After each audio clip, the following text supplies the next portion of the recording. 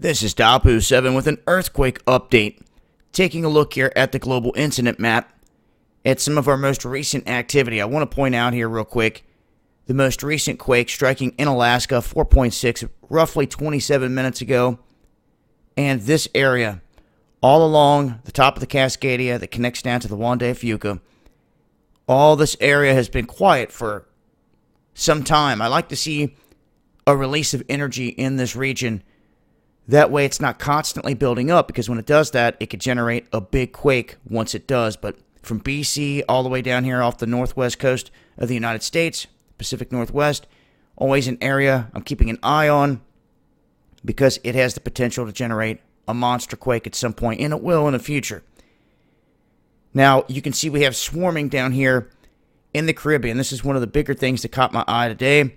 The activity going on in this region. Last time we had seen swarming like this, there ended up being a quake right off the coast of Venezuela, and then some stuff in Colombia. So with everything else going on in Venezuela, what we've seen in the past, particularly with Haiti, with tsunamis washing in, suspicious ones at that. Same thing with the earthquake in Japan.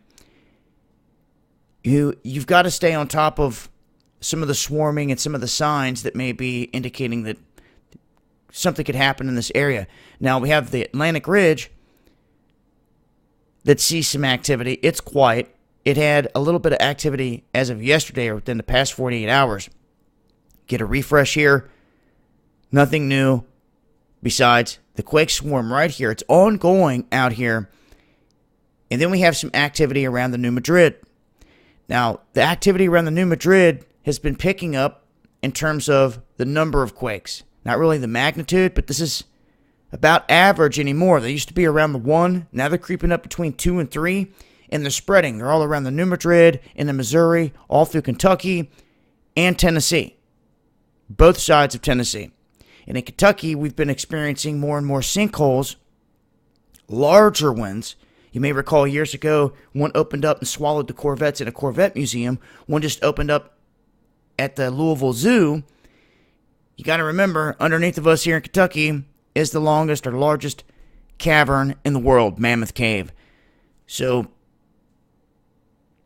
I expect to see more of that in the future in this region.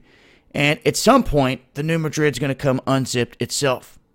It is in that due range for some activity. That's why we always keep an eye on it. But nothing major. This is the latest. Wanted to get it out there real quick. Make sure to follow me on Twitter for more. Peace.